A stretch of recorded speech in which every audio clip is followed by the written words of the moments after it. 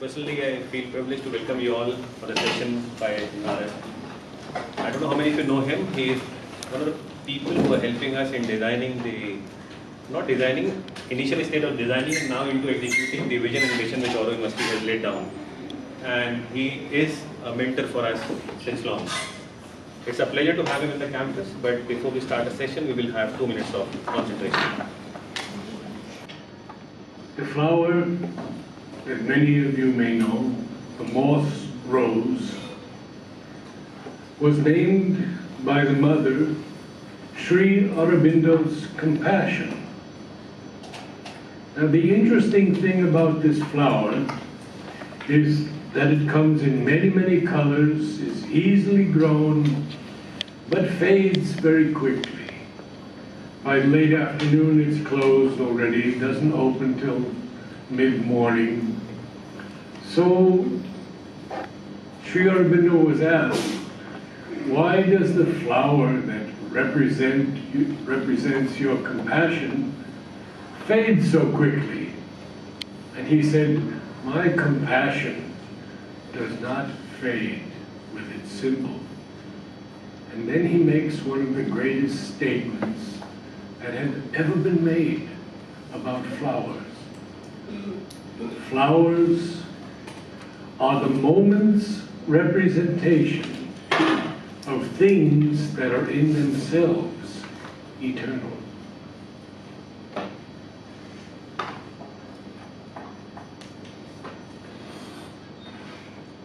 We can make contact with flowers on an inner level that will enlighten us, transform us from what we are now, when we open to the great significance and vibrations of the flowers. Over a period of more than 50 years, the mother gave us the significances or the messages of nearly 900 flowers. We would bring a flower to her. She would look at it. She would feel its vibration. And she said by a mental approximation, she could translate it into French or English, because sometimes she gave the significances in French and other times in English. What does this mean, the significance of a flower, the vibration of a flower? Well, how many of you know the flower called petunia? 1, 2, 3, now a few more, 4, 5, 6, 7, 8, 9, 10, 11. So 11 or 12 of you know a petunia. How many know a zinnia? 1, 2, 3. Not very good, guys. Not very good. You should all know those, because they're blooming outside. They're blooming all along the boulevard, which we're going to transform, and I'm going to tell you about that. The petunia vibrates at a specific vibration that can be translated into English as enthusiasm. Even on a physical level, you can see these petunias blooming outside, blooming enthusiastically, if you will. There's such a joy in the petunia. And now, through hybridization, we have a rainbow of colors available to us. And interestingly, most of the newest hybrids in the field of annuals and perennials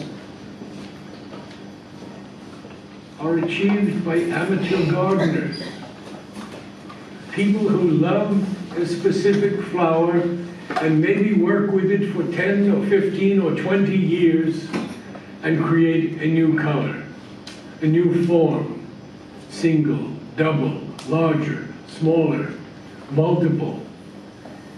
So all of us have the opportunity to make a deeper contact with flowers. How? Because the mind always gets in the way. The mind says, well, it's just a flower. You pick up vibrations from your peers all day long.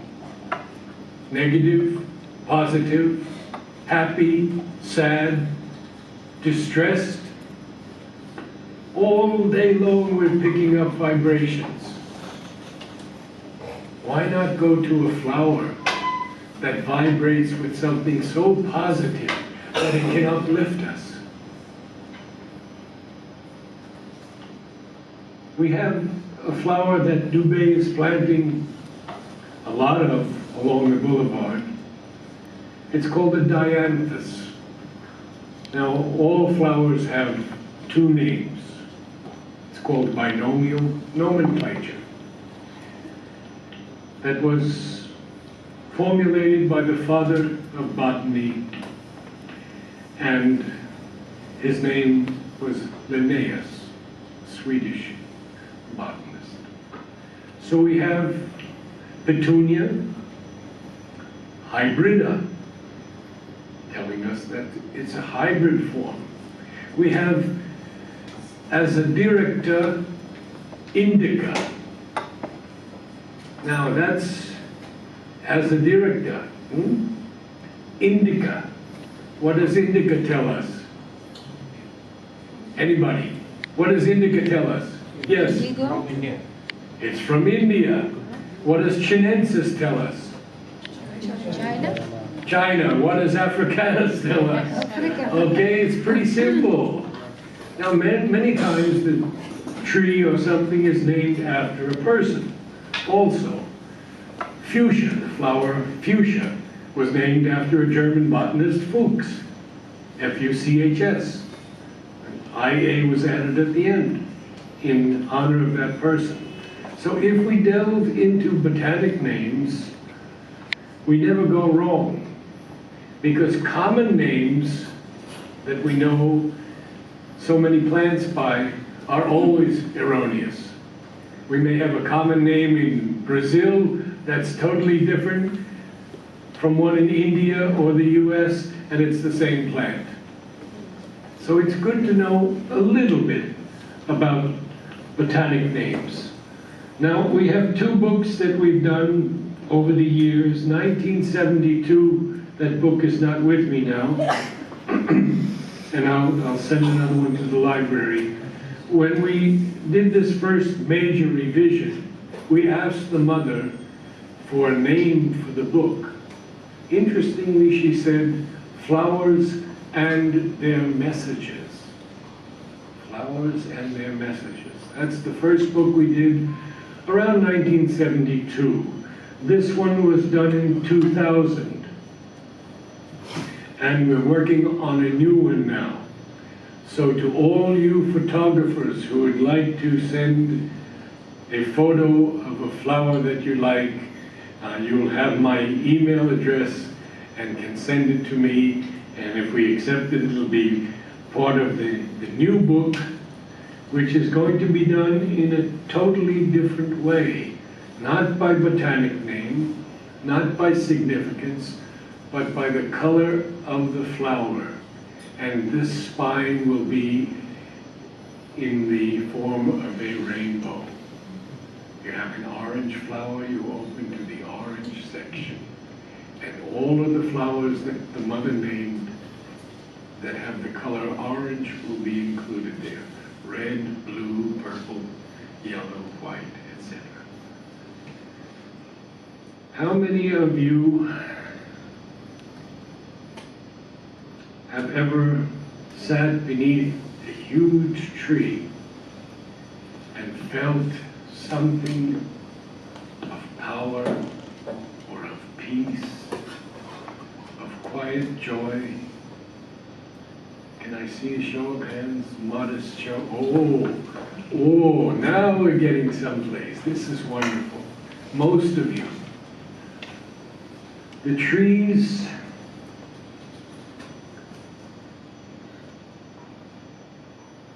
take in carbon dioxide and give out oxygen. In California, they discovered that there was a plant called Nerium oleander. Oleanders, which bloom all over the campus here, had the ability to absorb so much carbon dioxide and give off oxygen that they began planting it on all the freeways in California. And now we see in the roads of India, oleanders all along too. Same principle. Absorb the carbon dioxide, give off life-giving oxygen. There are places, gardens that one can visit, and I have visited many of them in India, many of them in other places in the world, and there is a feeling there that cannot be replicated mentally. You enter an environment that vibrates with beauty. And beauty should be our first aspiration when we plant flowers, when we plant trees. What is the most fragrant flower of all? Anybody, quickly. What? Rose? Jasmine? Perfection. What? Perfection. Perfection, that's plumeria. Champak. Champak, yes. Any other? You're forgetting one, Lotus. This doesn't smell. What do the ladies wear around their, and in their hair around the Jasmine. Jasmine. Jasmine. No, there's one called tuberose. Anybody knows tuberose? Very, very fragrant, isn't it? Very fragrant. Bachapu. Huh? Bachapu. Bachapu? Yes. Well, I'll tell you, if a lady is walking and I'm nearby and she has a huge garland of tuberose, I'll step 3 meters back. It's so powerful. These fragrances are so powerful. Suppose we begin to inhale the fragrance of jasmine, which vibrates with the significance of purity. Can we imbibe, inhale, absorb that feeling of purity? There are flowers that represent a spiritual atmosphere. Does anyone know the flower of spiritual atmosphere? Marigold? No. Marigold is plasticity. You'll all know it when I tell you. Lotus? No. Neem. No. Neem. Margosa neem. Spiritual atmosphere. We have neem trees all around us. You stand under a neem tree when it's in full bloom, and of course the flowers are very small, but the fragrance is there, and more than the fragrance, the vibration is there. The vibration of a spiritual atmosphere. There's another plant. There are many plants that represent the spiritual. There are also plants that represent every part of our being, from the physical to the vital, to the psychic, to the mental, to realms higher than the mind. And these in the flowers are represented by colors. So if we look at the darkest, sometimes dullest red, it represents matter. As the red becomes more vibrant, it's the physical. When the vital, the life energy, those flowers represent the vital energy, life force, purple. The inner being, our inner being, all of our inner being, which we call the psychic, pink, represented by pink. The mind, this portion of the mind, what color? White. Yellow. No? Yellow. Yellow, yes, yellow. Now, as we rise higher above the mind, we get into realms that are higher, and they are represented by bluish colors. And if we get very, very high, the term Mother and Sri Aurobindo uses is the supramental, gold and orange. White flowers are always, or almost always, perfection or integrality. Integral enthusiasm, a white petunia.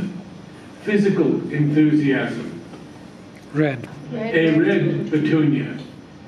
Vital enthusiasm, Pink. Purple. purple. Mental enthusiasm, Yellow. yellow. You see, so it becomes quite easy, doesn't it? We walk down this boulevard and suddenly we're not wrapped up so much in ourselves and all the problems of the day and all the difficulties we faced and the challenges, but suddenly we're looking at flowers, or we're looking at trees, and we see something we don't usually see, because mostly our eyes are here and at best maybe here. How often do we look up? I had a teacher in photography who made us do a series called Second Story in Manhattan. And we couldn't look at the street and we couldn't look at what was going on. We had to look upwards. And it was a life-changing experience for many. The moment we begin to look upwards, we begin to aspire upwards. Aspire for what? What these flowers can give us: peace, equanimity, hope, faith, love, divine love, humility, gratitude. I could go on and on with all the extraordinary fragrances that Mother, fragrances and colors that Mother has named.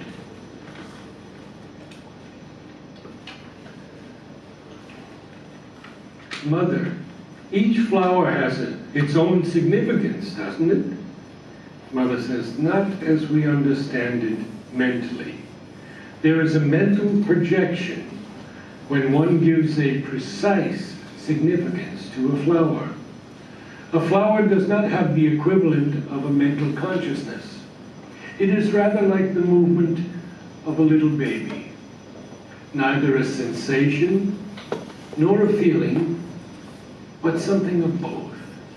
A spontaneous movement, a very special vibration. Well, if one is in contact with this vibration, if one feels it, one receives an impression which may be translated by a thought. This is how I give a significance to flowers and plants. And Mother has named plants. I'll bet no one here can guess what the fruit of the mango vibrates. One person. Divine Ananda.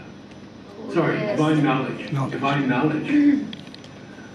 Knowledge. Knowledge. Oh. Divine knowledge. Now what about grapes? Ananda probably. I gave it away. Divine Ananda. And there are so many herbs. Now let's take the example of Tulsi. And I'm sure many of you in your families have used Tulsi in spiritual offering, ceremonies, etc. The Tulsi is the genus Ocimum, O-C-I-M-U-M. And Mother gave it the significance devotion. Well, they asked her, did it come from you? Mother says, it's difficult to say where it came and how it came. Because maybe for centuries, people treated this as devotion. And so it has that, it's imbued with that characteristic. Now, I sent Mother about 60 to 80 flowers when I was building the gardens of the Matrimandia, the first phase. And I sent one flower to Mother, and she named it Joy of Union with the Divine. It's an ocimum. Can anybody guess what it is? It's the Italian basil that we use in cooking every day, practically. The big leaf, wonderful Italian basil. Joy of union with the divine. Now I'd like to go through some flowers that you'll be familiar with. The pink lotus. That is the avatar. The avatar is represented by the pink lotus, and the divine consciousness, Aditi, is represented by the white lotus. Now there are many kinds of lotuses in the world because the Japanese have hybridized magnificent new flowers that can be grown even in a little container that deep and give you a lotus flower, maybe only the size of my hand, but very beautiful. So they've done marvelous work with lotuses. Now, there's a flower that Mother named Divine Love. Very, very important flower. She tells the story of a great seer who was misunderstood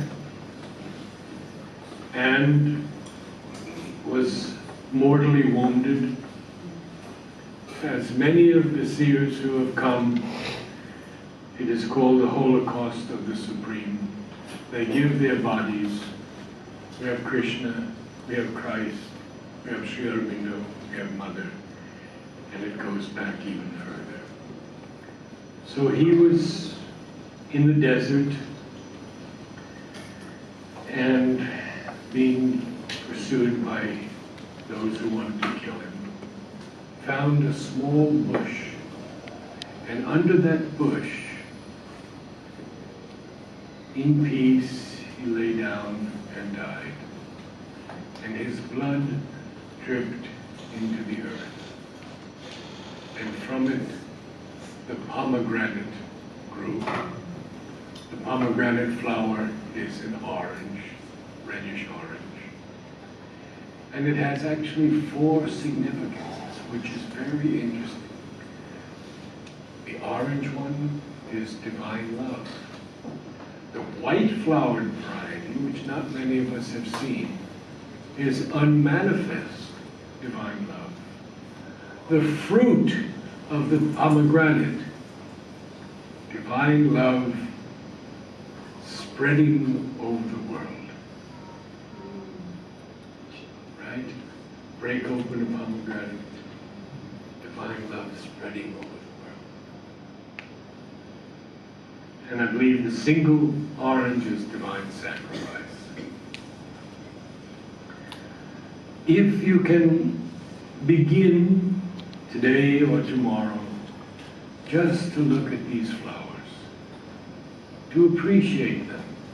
Yes, you can talk to them also. You know, Lewis Carroll, who was a great mathematician and a very humorous writer.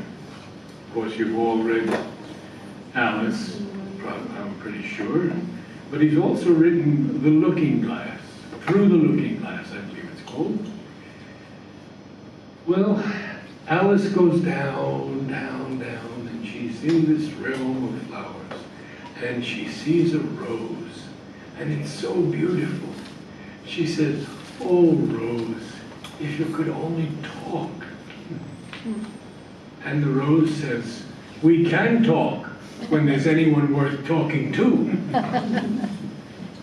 Flowers can talk to us.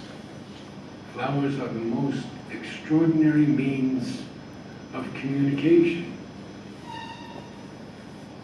Because all we have to do is make a little effort at inner communication,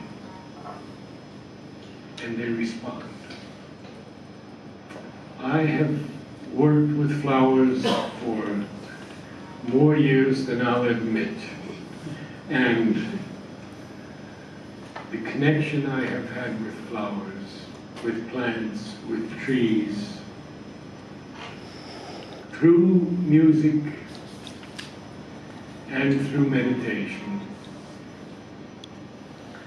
has given me the humility to realize the sanctity of this earth. And I tell you, each of you who are here in India, you should bow down and kiss the earth. Kiss Mother Earth. Kiss Mother India in gratitude and in humility, because you have a heritage of spirituality that goes back thousands and thousands of years that no other country has ever had. And we should be grateful. Vis-a-vis current. Okay, take that up. We don't have time to get into all the types of plants, but the daffodil, which is power of beauty, is a bulb. And it multiplies both by seed and by reproducing other bulbs. Now, when it reproduces by bulbs, they're always identical to the mother plant. If by seed, you can get new things because it's a crossbreeding, hybridizing. The daffodil is not ephemeral, but in order to keep it going every year, after it blooms, you have to take it out, put it in cold storage. Not so in Holland, not so in America. Well, Northern America. I grow daffodils in northern Georgia in a place called Mother's Garden. And I don't do anything at all. Every year, 10 to 20,000 flowers come up. And I'm here, and I don't see them. But my friends tell me it's very beautiful, because I'm here from usually late September until the end of March. So I get the few latest daffodils, thank them, but I don't see the great flowering. But I come back to the iris, which are aristocracy of beauty, rhododendrons, which are the abundance of beauty. We have a lake of 21 acres, and all along that lake are the great Japanese iris, with each flower that big, in colors of pink, purple, blue, white. No orange as yet. Lavender, yes. So I do get to enjoy a few months of nature's bounty, but then I come here and I have 12 months of the year flowering. This is very unique in this part of India, and I tell you, Surat is much easier to grow plants than Pondicherry because we have the Bay of Bengal, we have high humidity, and many other difficulties there that you don't face here. I mean, I've never seen petunias bloom the way they bloom here. They're just exuberant. The zinnia, which is not an uncommon flower at all, Mother has named Endurance. I have seen zinnias in the desert blooming for 3 months at a time without a drop of water. That's endurance. Well, we've gone well over an hour now. If you have any other questions, we'll wind it up.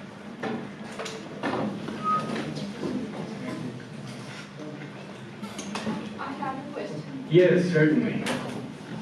Which one is the flower for focus and concentration? Or which flower signifies? Yes, it's a Euphorbia, which is a bit of a spiny, semi-succulent plant. It has a tiny little flower, which I love, the red flower, and that's, I might have it in here, and I'll look for it. That's called concentration. So you have it right there. Let's see if I can find it for you. Concentration. They couldn't get all the flowers. 190. But they did the best they could do during a period of film photography. Now we're in a digital age and everything has changed.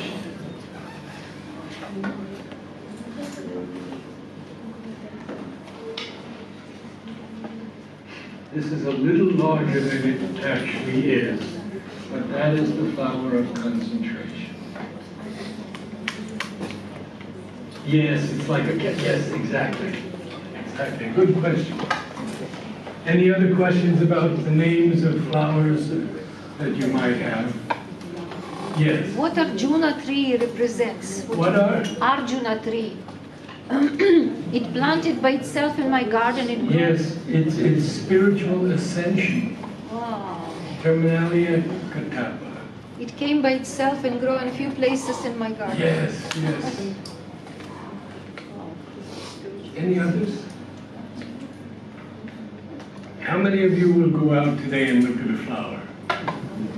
All right, I've succeeded a little bit. Thank you so much. Thank you.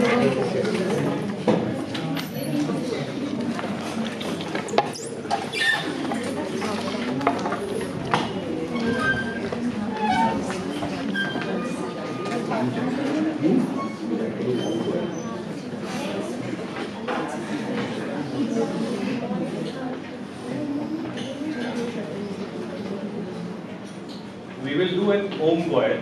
And, I don't know how many of you have been through what. So I'm requesting Narad to have an Om choir for all the faculty members. How many of you have done an Om choir with me before? 1, 2, 3, 4, 5, 6, 7, 8, 9, 10. So that's a good beginning. I must tell you a little bit about it because we don't want to go into this cold, so to speak. In 1961, when I first met my mother, and I had a 1-hour interview with her, at one point she said to me, "You must bring down a new music." I had just come to her through a harrowing adventure, and I had just turned 23. I had been working towards becoming a member of the Metropolitan Opera in New York City, and received a 4-year scholarship to study for the Met. So I said to Mother, because I was singing in many languages, Russian, Italian, French, especially German, Spanish. I said, Mother, I don't know anything about combining words and music. And Mother looks at me and she says, no, you must go far above words and bring down the pure music, the new music which has the power of effectuation, of transformation, to heal ourselves and the earth. And now 15 years have passed since we began the Om choirs. This is our 16th year, I believe. We begin by preparing the physical body. It has to learn how to receive and hold such a force, because otherwise it's too powerful. And all the time I see people going out in tears and having to calm themselves and then come back in again. So we have to learn to teach the body how to receive, hold, and allow that force to go into all the cells, descending into the earth and through the ether to all who are open to a new music. This new music is so beautiful. We will have next Tuesday probably 150 people to sing the Om. So we work on exercises that are hundreds of years old, that have been taught to singers for generations. That's just to prepare the instrument. Because when the Om begins, the mind cannot judge that music. Because it's dual. Good, bad, high, low, nonsense. Only the divine can judge our sincerity, our aspiration, our opening to this new music, our offering of ourselves. Only the divine can know whether it is a worthy reception. And note this, it is not us singing a new music to God, to the divine, the supreme, whatever you want to call it. It is not that. That has been done to perfection. It has been done by Bach and before Bach. It has been done in all the ragas. It has been done to absolute perfection in the past. What we are and what we aspire to be in the Om choir are instruments for the reception, dissemination, realization of this force on earth and in ourselves. So when we begin to sing Om, we have to forget the little self. And we have to realize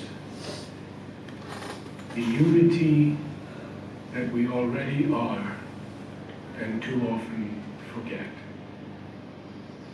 Because we truly are one. We are all souls. We are all evolving. And what does it matter if someone is above me or maybe slightly behind me?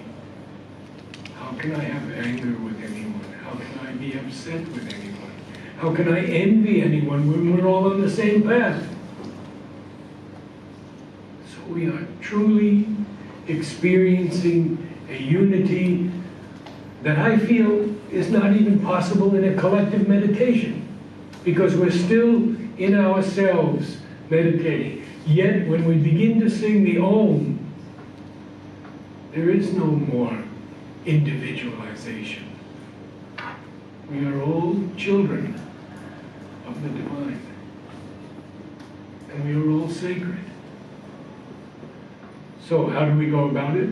Well, we have to stand first, because we don't have a lot of time for that.